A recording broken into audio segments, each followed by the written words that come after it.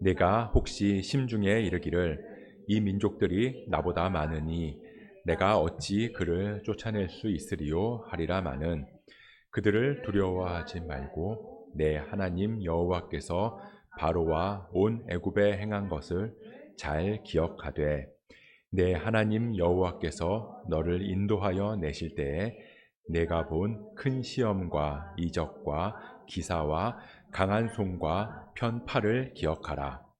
내 하나님 여호와께서 내가 두려워하는 모든 민족에게 그와 같이 행하실 것이요 내 하나님 여호와께서 또 왕벌을 그들 중에 보내어 그들의 남은 자와 너를 피하여 숨은 자를 멸하시리니 너는 그들을 두려워하지 말라. 너희의 하나님 여호와 곧 크고 두려운 하나님이 너희 중에 계심이니라. 아멘. 이 사전에 보면요. 어떤 현상이나 일에 대해서 일어나는 마음이나 느끼는 기분, 그걸 가리켜서 감정이라고 정의하고 있습니다. 그러니까 오감이 아닌 다른 방식으로 느끼는 것을 감정 또는 느낌이라고 하는데요. 크게 시로에락이 있습니다. 우리는 기쁘거나 즐거움을 느끼기도 하고요. 화가 나거나 분노를 느끼기도 해요. 또 슬픔을 느끼기도 하고 즐거움의 감정을 느끼기도 합니다. 자, 그렇게 우리는 다양한 감정을 느끼는 존재인데요. 우리가 기쁘거나 즐거움을 느낄 때, 그러니까 내 안에서 기쁨의 마음이 막 솟구쳐 올라올 때, 그러면 여러분들 그런 마음이 느껴지면 어떠신가요? 좋겠죠? 그럼 안 좋은 상황을 보고 우리가 그런 안 좋은 상황에서 슬픈 마음이 생겨난다. 뭐 예를 들어서 장례식장에 갔을 때 슬픈 마음으로 애도를 표한다. 그거 당연한 거죠. 슬픈 상황에서 슬퍼하지 않는 게 오히려 이상한 거예요. 그러니까 그런 사람을 보고 사람들은 피도 눈물도 없다. 뭐 냉혈인간이다. 그렇게 이야기를 합니다.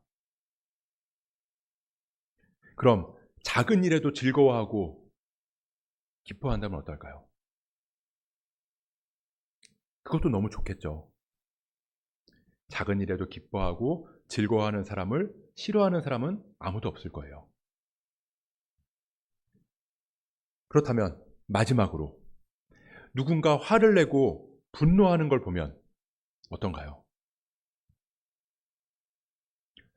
마음이 편하지만은 않을 겁니다. 화를 잘 내고 작은 일에도 분노하는 사람을 보면 대부분의 사람들은 피하고 싶다거나 같이 있고 싶지 않아 할 수 있을지 몰라요. 왜 그럴까요? 분명히 희로애락, 이건 사람이라면 누구나 느끼는 당연한 감정이잖아요. 근데 희, 애, 락 이런 걸 느낄 때는 자기 자신도 행복하고 다른 사람들도 좋아하는데 당연하게 생각하는데 노, 분노의 감정을 느낄 때는 자기 자신도 그런 감정을 느끼는 자신이 잘못하고 있다고 생각을 하게 되고요. 다른 사람들도 그 모습을 좋아하지 않는다는 겁니다.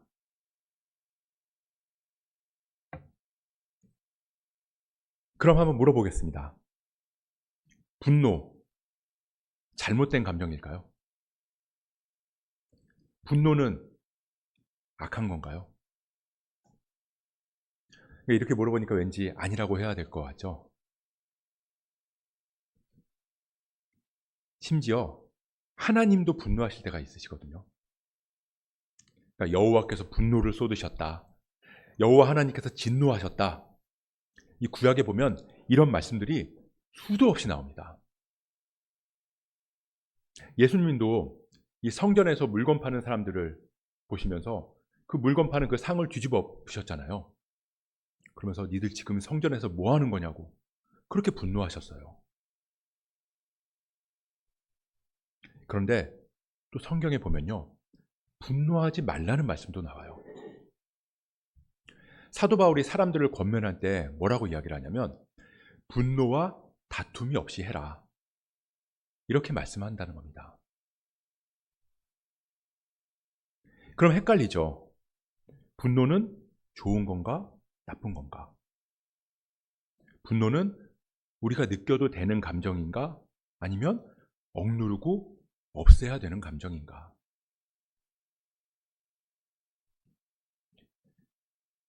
이 영국에 톰 라이트라고 하는 신학자가 있는데요. 이 유명한 신학자가 있는데 이 신학자가 분노에 대해서 어떻게 논증을 하고 있냐면요. 분노는 악을 인식하고 저항하려는 도덕적인 반응이다. 그러니까 분노가 제거된 신앙은 정의 감각도 함께 잃는 것이다. 그렇게 이야기를 하고 있습니다. 그러니까 분노 자체는 정당한 거고 오히려 분노가 없으면 신앙과 도덕이 무너질 수 있다라고 말하고 있는 거죠. 다시 말하면 우리가 분노의 감정을 느끼는 건 당연하다. 그런데도 왜 우리는 이 분노를 불편하게 생각하고 성경에서도 분노하지 말라고 이야기를 했는가? 왜냐하면 그 분노가 하나님께서 주신 정당한 분노가 아니라 우리 안에 있는 화를 담아서 이 내 안에 있는 감정을 쏟아내는 도구로 쓰기 때문인 거예요. 그래서 우리는 그렇게 생각하죠. 분노는 곧 화내는 거다. 그렇게 생각을 하니까 분노가 불편한 거고요. 안 좋게 생각되는 겁니다. 하나님께서 분노하실 때 그때를 보면요, 우리가 분노하는 거랑 달라요. 하나님의 분노는 감정적이지 않습니다. 분노하시면서 막 화를 담아서 감정을 막 쏟아내지 않으신다고요.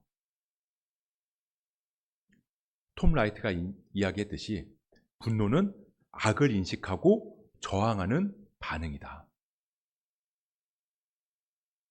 그래서 이 분노에서 중요한 건 무엇에 분노하느냐, 그 방향성이라는 겁니다. 하나님의 분노는 악에 대한 분노거든요. 하나님께서 우리에게 분노하시는 건 우리를 감정적으로 미워하셔서가 아니라 우리 안에 있는 이 악을 선으로 바로잡기 위한 반응인 거죠. 그래서 우리는 이 분노하시는 하나님을 두려워해야 되는 거예요. 내가 잘못해서 막 하나님께서 우리를 벌 주실까 봐, 하나님께서 화내실까 봐 그렇게 벌벌 떨고 그러는 게 아니라 우리 안에 있는 악을 바로잡기 위해서 분노하시는 그 하나님을 경외해야 한다는 겁니다. 그런 우리의 두려움도 마찬가지예요. 우리의 두려움도 중요한 건 두려워하느냐 두려워하지 않느냐가 아니라 무엇을 두려워하느냐라는 거죠. 그래서 이 분노랑 마찬가지로 이 성경에 보면 하나님께서는 두려움에 대해서 엄청나게 많이 말씀을 하세요. 두려워하지 말아라, 두려워하지 말아라, 두려워하지 말아라. 그리고 또 한편에서는 두려워해라, 두려워해라, 두려워해라.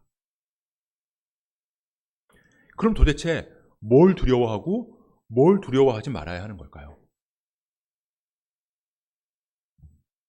하나님께서 두려워하지 말라고 말씀하실 때는 대부분의 이 말씀을 보면요, 나는 너희의 하나님이다 라는 말씀을 같이 하시거든요. 그 말은 뭐냐면 너희의 두려움의 방향이 잘못됐다라는 거예요. 그거 두려워할 대상이 아니다. 그러니까 그거 두려워하지 말아라. 반대로 두려워하라고 말씀하실 때는 이 같은 뜻인데요, 이 대부분의 말씀에서 경외하라, 경외하라 라는 말씀으로 그 단어를 사용해서 말씀하신다는 겁니다. 이것도 무슨 말이냐면 너희의 두려움의 대상은 나 하나님이다. 그런데 그 두려움이 혼날까봐, 그렇게 벌받을까봐, 그렇게 두려움에, 무서움에 떠는 그런 두려움이 아니라 공경함으로 두려워하는 거다. 그걸 하나님께서는 말씀해 주시는 거죠. 그걸 알려주시는 거예요. 근데 사탄이 우리를 어떻게 밀 까부르듯 하냐면요, 자꾸 우리 안에 두려움을 넣는 거예요. 그리고 그 두려움을 이용해서 우리의 눈을 가려버리는 거죠. 두려워하지 않아도 되는 것들을 두려워하게 만든다고요. 자, 아주 유치한 예지만 이 온라인 쇼핑 같은 데 보면 그런 거 이렇게 보다 보면 아, 이거 살까 말까 뭐 이런 것들이 있잖아요. 그러니까 사고는 싶은데 또 뭐 그렇게까지 필요하지는 않은 것 같고, 안 사면 좀 아쉬울 것 같은데 그렇다고 또 없어도 뭐 그렇게 딱히 아쉬우지 않을 것 같은 뭐 그런 것들이 있어요. 그런데 갑자기 그 제품에 잔여 수량 3개 이렇게 뜨면 어때요? 그러면 마음에 좀 불안함이 생겨나요. 근데 그 숫자가 잔여 수량 2개, 1개 이렇게 점점 낮아지면, 그러면 그때부터는 그 제품은요, 안 사면 아쉬운 게 아니라 안 사면 후회할 제품으로 바뀌는 겁니다. 이거 못 살까봐 이제 두려워지는 거예요. 다른 사람들 다 가지고 있는 거 아니야? 그럼 나 이거 못 사면 어떡하지? 근데 우리가 사는 세상의 모든 분야가 다 그렇거든요. 우리의 두려움을 이용해요. 정치. 저 사람이 대통령 되면 나라가 망할 것 같은데. 저 정당이 정권을 잡으면 지옥이 펼쳐질 것 같은데. 교육. 성적 조금만 떨어지면 내 인생도 나락으로 떨어질 것 같고. 좋은 대학 못 가면 평생 거지로 살면서 인생 망할 것 같고. 문화. 이 정도는 봐야지. 이 정도는 누려야지. 이 정도는 벌어야지. 이 정도도 안 하면 어디 가서 끼지도 못하고 그냥 나고 할지도 몰라. 그런 두려움들. 그런 두려움으로 우리의 눈을 가리는 게 사탄의 전략이라는 겁니다. 정작 두려워해야 할 분을 두려워하지 못하게 만드는 거라고요. 이 이스라엘의 역사를 보면 잘 알 수 있습니다. 이 이스라엘이 두려워해야 할 대상을 두려워하지 않고 두려워하지 않아도 되는 대상을 두려워했을 때, 그때 하나님께서는 계속 두려워하지 말아라, 두려워하지 말아라 그렇게 말씀하셨거든요. 근데 이스라엘은 어땠죠? 아수르가 쳐들어올 것 같다, 바벨론이 쳐들어올 것 같다, 이거 못 막으면 우리나라 망하는데, 이거 못 막으면 내 인생 망하는데. 그럴 때 하나님께서는 끊임없이 아니야, 아수르 두려워하지 마, 바벨론 두려워하지 마, 너희를 지켜주는 건 나 하나님이야. 너희는 그저 나를 두려워하고 나를 경외하면 돼. 그럼에도 이스라엘이 하나님이 아니라 아수르랑 바벨론만 두려워하다가 결국 망했잖아요. 근데 그렇게 망하고 나니까, 이전에는 망하는 게 그렇게 두려웠는데 막상 망하고 나니까 우리가 정말 두려워해야 하는 건 아수르도 아니고 바벨론도 아니었구나. 우리가 하나님을 경외하지 않았구나. 우리 이제 다시 여호와께로 돌아가자.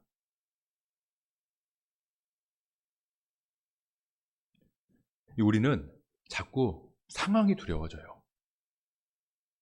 근데 그럴 수밖에 없어요. 사탄이 우리를 밀가부르듯 하고 죄가 우리의 눈을 가리니까요. 그렇기 때문에 하나님께서는 그런 우리의 죄에 분노하시는 거라고요. 우리의 눈을 들게 하기 위해서 두려워하지 말라고 말씀하시는 거예요. 우리가 두려워해야 될 건 아무것도 없습니다. 우리가 두려워해야 할 분은 오직 하나님 한 분뿐이시다. 우리가 하나님만 바라보고 하나님만 두려워할 때, 그때 비로소 우리의 착각이 깨지는 거예요. 우리의 착각, 뭐죠? 내가 세상의 중심이다. 내가 제일 중요하고, 내가 겪고 있는 문제가 가장 크고, 내 꿈이 가장 중요하고, 내 삶이 가장 중요하다는 착각. 물론 하나님께서는 우리 한 사람 한 사람을 가장 소중하게 여겨주시지만 내가 세상의 중심은 아니라는 겁니다. 하나님을 바라보고 하나님을 경외하면 그 착각에서 벗어날 수 있어요. 내가 중심이 아니잖아요. 그러니까 내가 붙들고 있는 이 문제, 이게 가장 중요한 게 아닌 거예요. 이거 별거 아닐 수 있구나. 그걸 깨닫게 되는 거죠. 그럼 두렵지 않습니다. 내가 두려워하는 그게 중심이 아니니까. 중심에 계신 하나님이 더 두려운 분이시니까.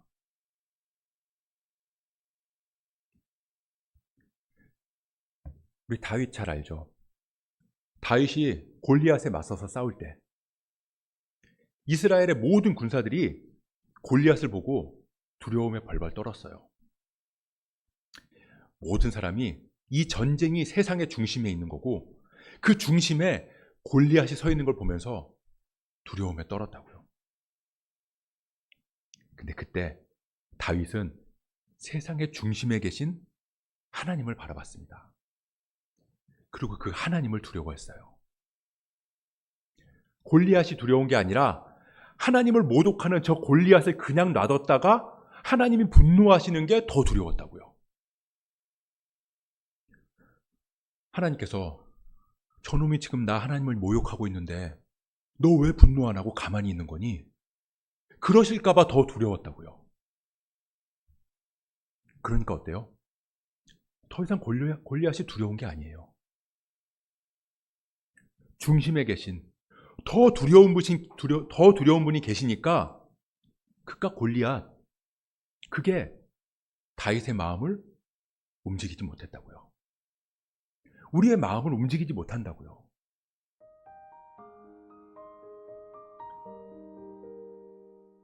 집값, 땅값 계속 오르는데 이제 어떻게 살지? 환율이 계속 치솟는데 정치는 이 모양 이 꼴인데 그런 게 나를 두렵게 하지 못한다는 겁니다. 그런 건 그저 잘 헤쳐나가면 되는 거지 두려워할 대상은 아니라고요. 그래봐야 하나님 입장에서 보면 다 변두리예요. 중심이 아니라고요. 이거 없으면 죽을 것 같고 이거 못하면 큰일 날 것 같고 여기 떠나면 망할 것 같고 그랬던 그거. 지금은 제 아무리 지들이 세상의 중심인 것처럼 난리를 치지만 잠깐 그러다 사라져버릴 그거. 세상이 망해서 살기 힘들어지는 게 아니라 하나님을 떠나고 하나님을 경외하지 않아서 살기 힘들어지는 거예요. 우리한테 그게 가장 두려운 일이고요. 그게 가장 분노해야 될 일인 겁니다. 우리의 분노가 올바른 방향을 향하고 우리의 두려움이 하나님을 향한다면 그럼 우리 안에 하나님 주시는 평안이 가득하게 될 줄 믿습니다. 하나님이 중심에 계세요.